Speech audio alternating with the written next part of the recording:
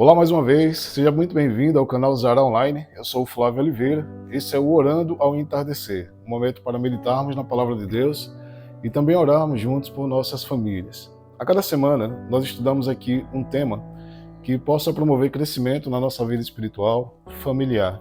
E diariamente nós estaremos aqui postando vídeo às 18 horas. Estamos com um novo horário, tá? Antes nós postávamos às 20 horas, agora nós vamos postar um pouquinho mais cedo. Algumas pessoas que nos acompanham, elas dormem mais cedo, né? Devido à luta do dia a dia. Então, atendendo às solicitações, e agradeço por todos aqueles que têm dado sugestões, feito comentários, para que a gente possa fazer o melhor trabalho possível e trazer edificação para os nossos lares, tá bom? Então, agradeço a todos que estão participando ativamente, também quem está recomendando o nosso canal para outras pessoas, tá bom? O objetivo aqui é um só: é enaltecer o nome de Deus e também edificar os lares através da palavra de Deus, ok? Bom, como eu disse, toda semana nós estudamos um tema, e essa semana nós temos um tema que é bastante polêmico para muitas pessoas. Muitas pessoas questionam o amor de Deus, se esse amor é verdadeiro, se não é, e eu ouço muitas vezes palavras ofensivas em relação a Deus, pessoas que desconfiam do amor de Deus ou não acreditam no amor de Deus. E essa semana, então, nós temos o desafio de falar sobre esse tema para que as pessoas possam entender um pouco melhor, observando a história, observando o texto bíblico e o que aconteceu ao longo dessa história. Não adianta a gente falar aqui apenas da Bíblia como se a Bíblia não fosse um registro histórico. Ela é um registro histórico. E nós podemos perceber as ações de Deus através do estudo da sua palavra, tá bom? Então lhe convido a meditar um pouquinho conosco durante essa semana sobre esse tema. Seja você alguém que tem dúvida, seja alguém você que crê no amor de Deus, tenho certeza que o que nós vamos aprender aqui vai trazer edificação para a sua vida, tá bom? Então nós vamos iniciar exatamente por um dos textos que talvez seja o texto mais conhecido das Escrituras Sagradas.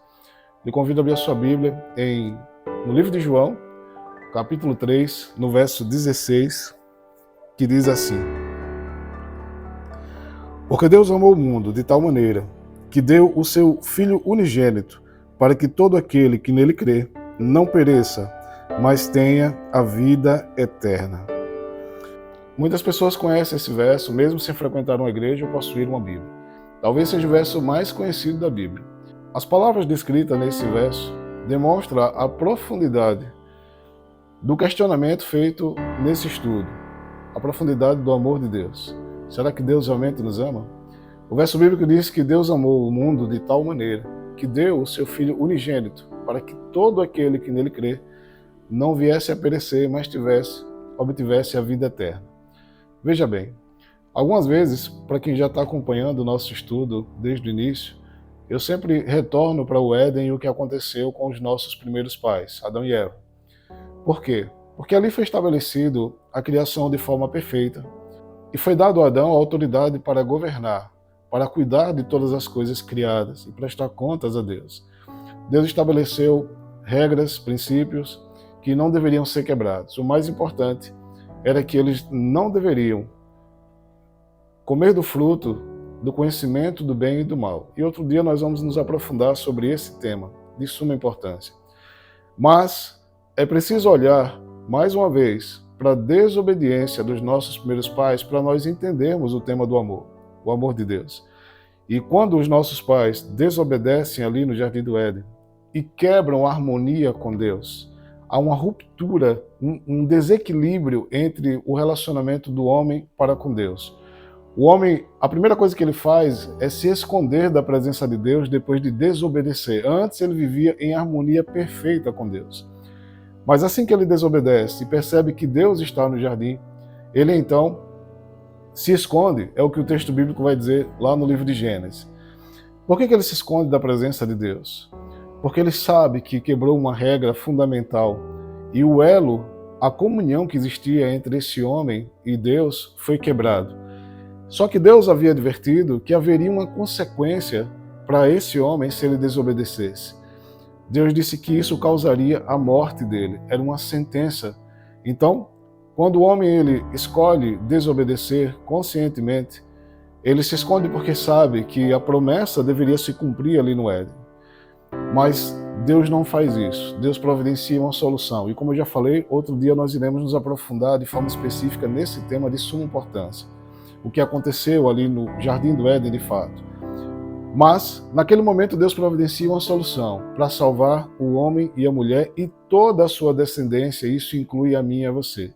Ali nasce a primeira profecia, nasce uma promessa de que um dia viria o Messias, o Cristo, e ele daria a vida dele no lugar dos nossos pais e de toda a raça humana que se submetesse à vontade de Deus, que aceitasse a graça de Cristo, o favor de Cristo, o presente imerecido. Por quê? Porque você precisa entender que quando alguém cria uma regra, e eu sei que a dificuldade de alguns entenderem isso é justamente essa, as pessoas elas questionam porque Deus não achou outra solução. Mas a solução era, Deus tem estabelecido o quê? Que se o homem caísse, se o homem desobedecesse, melhor dizendo, a consequência seria a morte. Então o que nós precisamos entender é que essa regra, ela estava em vigor. Se você está no seu lar e alguém entra na sua casa e começa a ditar regras para você, você não vai aceitar. É assim que funciona. Todos nós temos as nossas próprias regras dentro do nosso ambiente, do nosso lar, algo que nós conquistamos. Então, se alguém chega em sua casa e vai colocando os pés em cima do sofá, abrindo sua geladeira, dizendo aos seus filhos o que eles devem ou não devem fazer, isso vai gerar um desconforto enorme em você. E a reação de muitas pessoas será terrível. Muitos vão entrar em discussão, vão expulsar, quem sabe, a pessoa que está causando esse transtorno, essa inconveniência no seu lar. Então, essa regra, ela ocorre em qualquer ambiente. Isso funciona para a sua casa, isso funciona para o seu carro, isso funciona para o seu ambiente de trabalho, isso funciona para o sistema social em que nós vivemos. As regras de trânsito, elas existem por um propósito. Tudo que Deus estabeleceu no Éden foi pensando no bem-estar do homem e da mulher. Deus não estabeleceu regras simplesmente pelo prazer de criar regras, não é isso. As regras existem porque há um propósito, há uma lógica nisso. Deus sabia que o melhor para o ser humano seria obedecer essas regras para o próprio bem deles, por amor a eles. Da mesma forma que você cria regras para os seus filhos. Calça os pés, vista a blusa, não coma isso, não coma aquilo, não fale com estranhos. Por que você cria essas regras? Há um sentido nisso. Algumas pessoas vão olhar para as suas regras e elas não vão ver muita lógica, não vão ver muito sentido e vão questionar. E vão dizer, eu faria diferente, não é assim? Eu já ouvi isso N vezes de muitas pessoas. E já vi muitas pessoas também admirarem algumas regras que eu estabeleço dentro do meu lar, para minha família, para a criação das minhas filhas. O fato é que sempre haverá alguém para questionar essas regras. Com Deus não é diferente. As pessoas questionam as regras que foram criadas ali no Éden, sim, mas Deus que criou todas as coisas, e pare para pensar um pouco nisso, Ele gerou a vida, trouxe o ser humano à existência e determinou algo que eles não deveriam fazer. Seja lá o que fosse que Deus houvesse determinado, cabia ao homem e à mulher obedecer. Algumas vezes as minhas filhas, elas questionam, por que isso? Sabe, aquele momento às vezes não é o melhor momento para elas questionarem. Isso me incomoda em alguns momentos. Outro dia eu fui questionado pela minha mais nova na frente de outros adultos. Eu disse a ela que não fizesse algo e ela começou a fazer esses questionamentos na frente de outras pessoas. E eu me incomodei. Chamei ela para conversar no canto e eu disse, quando o papai falar, mesmo que eu não explique agora, o que eu estou falando é para o seu bem, é o melhor para a sua vida. E eu quero que você nesse momento obedeça, não me questione. E depois então, no momento certo, eu vou lhe explicar. Então, você que é pai, que é mãe, sabe que funciona assim. As regras existem por uma razão. Deus estabeleceu uma regra e a consequência seria a morte. E você pode pensar, mas que consequência drástica? Bom, esse é um assunto que nós vamos deixar para um outro dia, como eu falei no início. Nós iremos nos aprofundar nesse tema porque é importante você entender. Mas, nesse momento, eu preciso que você entenda que a consequência era a morte. Havia essas regras, o homem e a mulher precisavam respeitar para o seu próprio bem, e se eles desobedecessem, eles seriam punidos com a morte. Os nossos pais, então, desobedecem. Só que ao invés de pagarem o preço como Deus havia determinado, olha o que Deus faz. Deus olha para o ser humano, caído, frágil, pecador, e Ele ama esse ser humano a tal ponto de dizer: vou criar uma solução para vocês. E nessa solução, o homem e a mulher não morreria, os seus descendentes não morreriam. A consequência dos seus erros, eles pagariam o preço. A humanidade paga o preço da consequência dos erros, não só dos nossos pais, mas dos nossos próprios erros também. Também não adianta ficar olhando para eles e lançando toda a culpa neles, porque você todos os dias temos escolhas. E não adianta dizer que não é possível realizar a vontade de Deus. Nós conseguimos, por vezes falharemos, mas Deus olha a sua determinação em querer obedecer e tentar obedecer. E esse seu esforço, ele é considerado por Deus. Algumas vezes falharemos porque estamos em um mundo pecado, a consequência dos nossos primeiros pais. Mas Deus olha o meu e o seu interesse e desejo de fazer a vontade dele.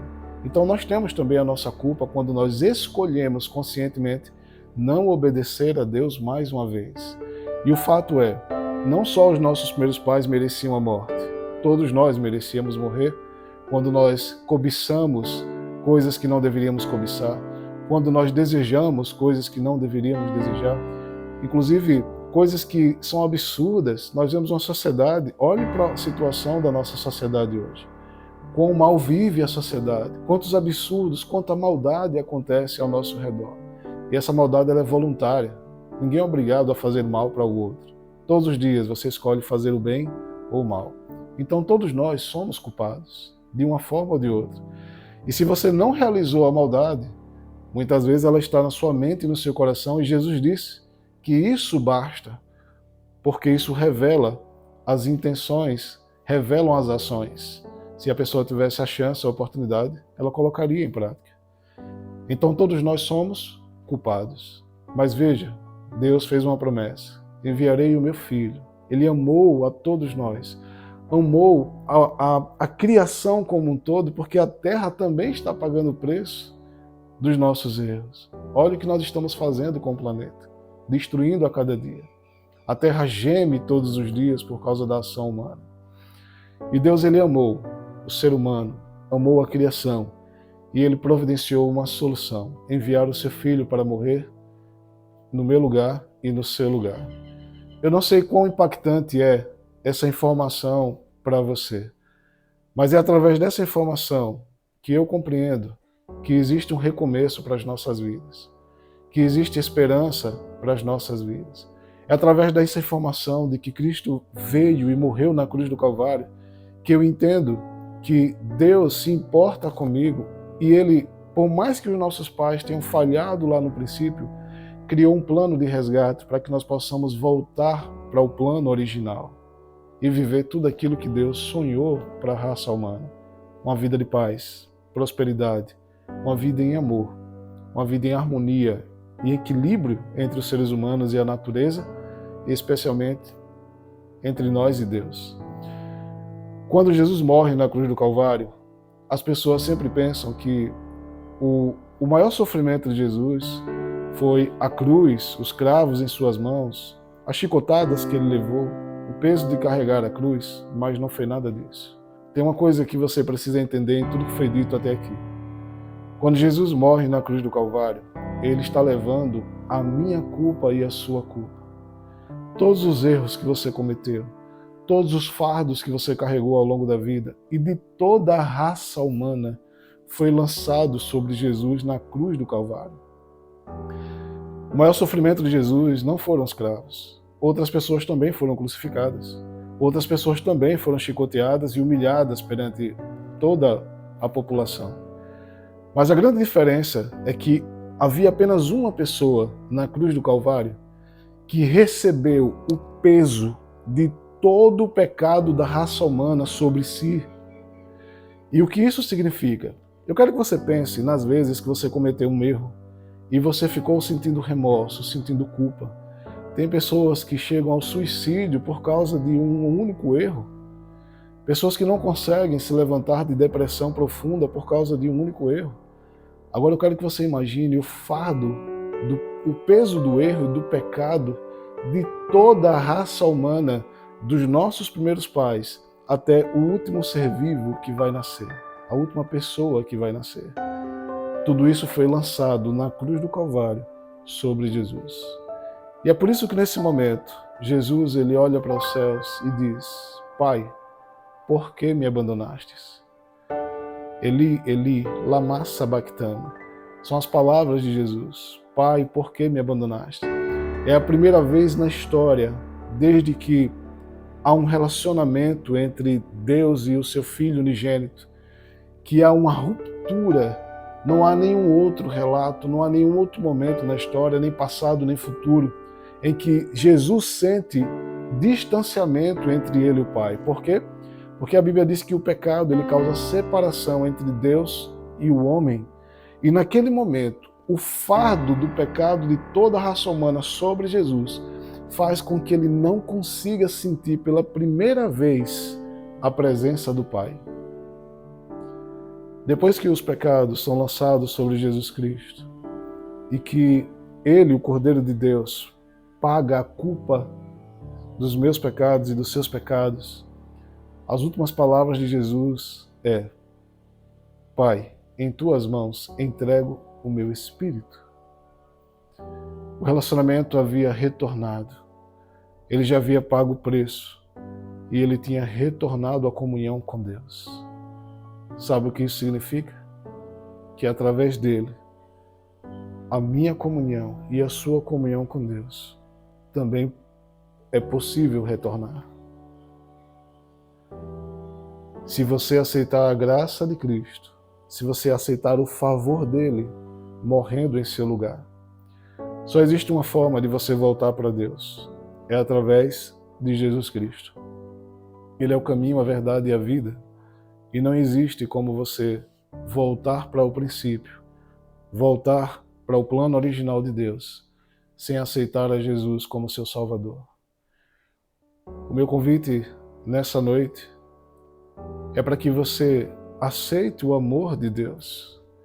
Se em algum momento você teve dúvida desse amor, se alguém não entendeu esse amor, basta olhar para a cruz do Calvário e ver o que Jesus fez por cada um de nós. É assim que se manifesta o amor de Deus.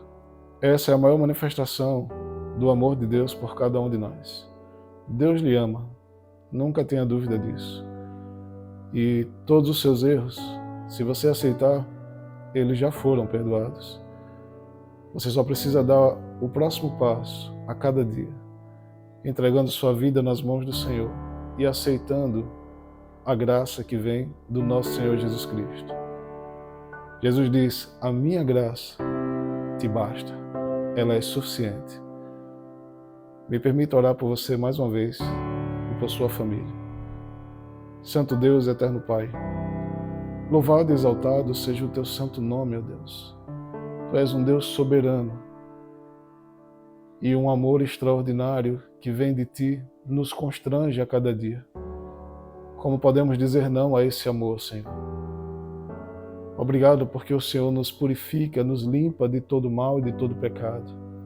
Obrigado porque o Senhor é o Deus que nos permite recomeçar a cada dia. Obrigado pela graça, o favor imerecido que vem do teu Filho Jesus Cristo. Por favor, perdoa os nossos pecados, ó Deus, e nos ajuda a andar na tua presença. Pai, humildemente nós suplicamos que cada família que nos assiste, ela seja alcançada pelo teu Santo Espírito e que o poder do teu Espírito transforme a realidade de cada lar. Eu não sei o que vai no coração e na mente de cada uma dessas pessoas que assistem agora, Deus. Mas uma coisa eu sei, que o seu amor é soberano na vida de cada uma delas. E a prova disso é o que seu Filho fez na cruz do Calvário. Obrigado a Deus porque Ele nos permitiu voltar à comunhão contigo e ter a esperança da vida eterna, um mundo restaurado, um eu restaurado, para que nós sejamos semelhantes a Ti e possamos viver eternamente sobre o Teu governo, ó Deus. de amor e justiça. Nós imploramos uma noite de paz e descanso. E se o Senhor não voltar nessa noite, que nós possamos despertar pela manhã com saúde, para viver mais um dia sob a direção do Teu Espírito. Nós imploramos e agradecemos, em nome do Teu Filho Jesus Cristo. Amém. Que Deus lhe abençoe grandemente. Nos vemos em breve para continuar estudando sobre esse tema tão importante. Shalom, shalom.